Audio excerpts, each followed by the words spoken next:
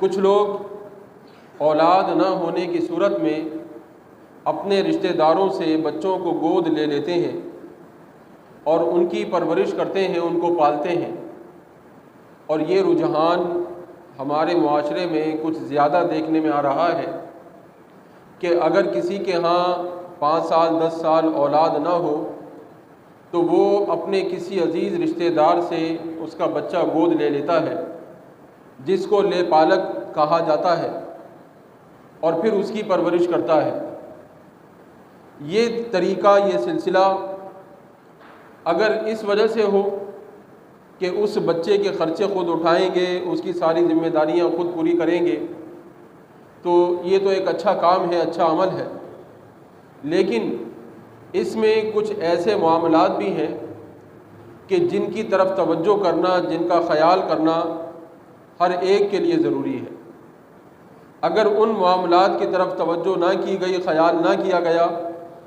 تو پھر بہت مرتبہ ایسا ہو سکتا ہے کہ معاملہ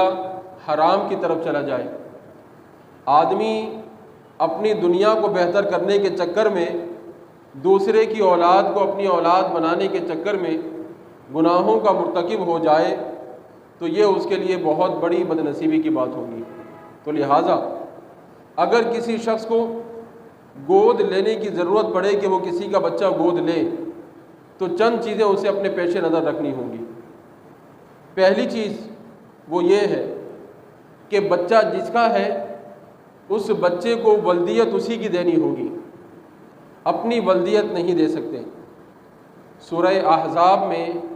آیت نمبر 4 اور 5 میں اللہ رب العالمین نے اسی بات کو بیان فرمایا ہے۔ ارشاد فرمایا وما جعل ادعیاءکم ابناءکم،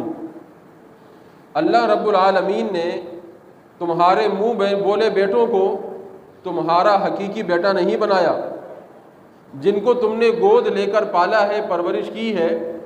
وہ تمہارے حقیقی بیٹے نہیں ہیں۔ ذالکم قولکم بافواہکم، یہ تو بس تمہاری منہ کی باتیں ہیں، حقیقت سے اس کا کوئی تعلق نہیں۔ واللہ یقول الحق،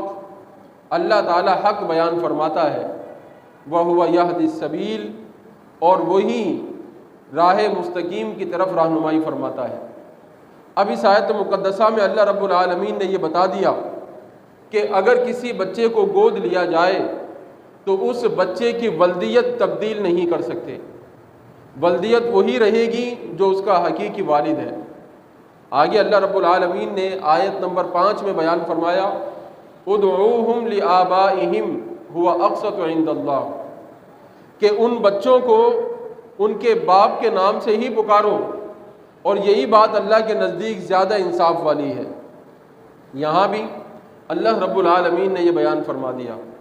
کہ بچوں کی ولدیت تبدیل نہیں کر سکتے، جو ولدیت ہے وہی برقرار رہے گی۔ اگر ولدیت تبدیل کی تو یہ قرآن مجید کے خلاف ہو جائے گا، احادیث طیبہ کے خلاف ہو جائے گا۔ حضور سید عالم صلی اللہ تعالیٰ علیہ وسلم کی خدمت میں حضرت زید کافی عرصہ رہے، اور لوگوں نے حضرت زید کو نبی پاک علیہ الصلوۃ والسلام کا بیٹا کہنا شروع کر دیا۔ قرآن مجید میں اللہ رب العالمین نے اس کی تردید فرما دی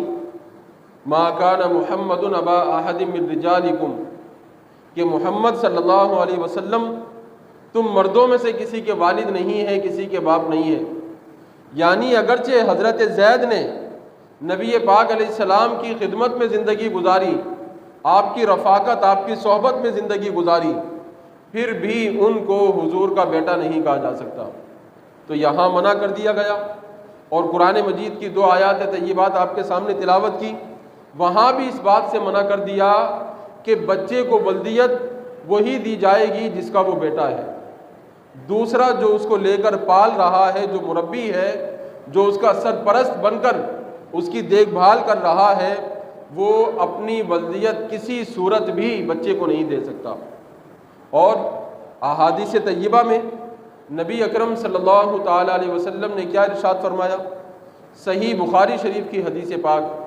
حضرت سیدنا سعد بن ابی وقاص رضی اللہ تعالی عنہ اس حدیث پاک کے راوی ہے۔ آپ فرماتے ہیں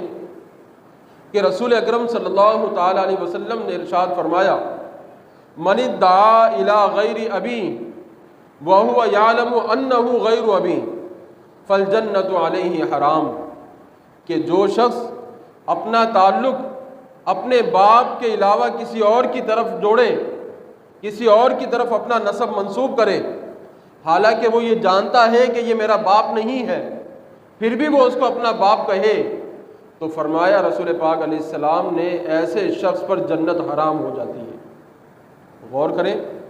کتنا نازک معاملہ ہے، لیکن آج ہمارے معاشرے میں ولدیت کو تبدیل کرنا کوئی عیب ہی نہیں سمجھا جاتا۔ بچے کو گود لیا جاتا ہے، 2 دن کا 4 دن کا بچہ ہوتا ہے، گود لے لیا، ڈاکومنٹس بنوا لیے جاتے ہیں، اسٹامپ وغیرہ بنوا لیا جاتا ہے، اور بچے کو پالنے والا اپنی ولدیت دے دیتا ہے، حالانکہ شریعت میں اس کی بالکل اجازت نہیں۔ ایک دوسری حدیث پاک وہ بھی بخاری شریف کے اندر موجود ہے، حضرت ابو ہریرہ رضی اللہ تعالیٰ عنہ اس حدیث پاک کے راوی ہیں، فرماتے ہیں کہ نبی اکرم صلی اللہ تعالیٰ علیہ وسلم نے ارشاد فرمایا لا ترغبوا عن آبائکم فمن رغب عن ابیہ فہو کفر، کہ اے لوگو اپنے والد سے اپنا تعلق مت توڑو، یعنی اپنے نام کے ساتھ اپنے والد کا نام ہی استعمال کرو، کسی دوسرے کا نام استعمال مت کرو۔ اگر کسی نے اپنا نسب کسی دوسرے سے جوڑا تو فرمایا کہ یہ کفریہ بات ہے، اس کو کفر تک ارشاد فرما دیا رسول پاک علیہ السلام نے۔ اسی طرح صحیح مسلم شریف کی حدیث پاک حضرت سیدنا علی المرتضیٰ کرم اللہ تعالی وجہہ الکریم سے ہے، ارشاد فرماتے ہیں کہ رسول اکرم صلی اللہ تعالی علیہ وسلم نے ارشاد فرمایا من ادعا الی غیر ابی فعلیہ لعنۃ اللہ وملائکتہ والناس اجمعین، کہ جو شخص اپنا نسب کسی اور سے جوڑ دے، اپنے والد کو چھوڑ کر کسی اور سے اپنا نسب بیان کرے، تو یہ وہ بد نصیب ہے کہ جس پر اللہ کی بھی لعنت ہے، اللہ کے فرشتوں کی بھی لعنت ہے، اور تمام لوگوں کی اس پر لعنت ہے۔ اب یہ احادیث طیبہ ہمیں بالکل وضاحت کے ساتھ یہ بتا رہی ہیں کہ کسی بھی بچے کی ولدیت کو تبدیل نہیں کیا جا سکتا، جو اس کی ولدیت ہے وہی ولدیت برقرار رکھی جائے گی۔ اگر ولدیت برقرار نہ رکھی، اس کو تبدیل کر دیا، تو پھر سمجھ لیجئے کہ یہ قرآن مجید کے بھی خلاف ہے، یہ احادیث طیبہ کے بھی خلاف ہے، اور نبی پاک علیہ الصلاۃ والسلام نے بہت سخت انداز میں اس کی مذمت اور اس کی برائی کو بیان فرمایا ہے۔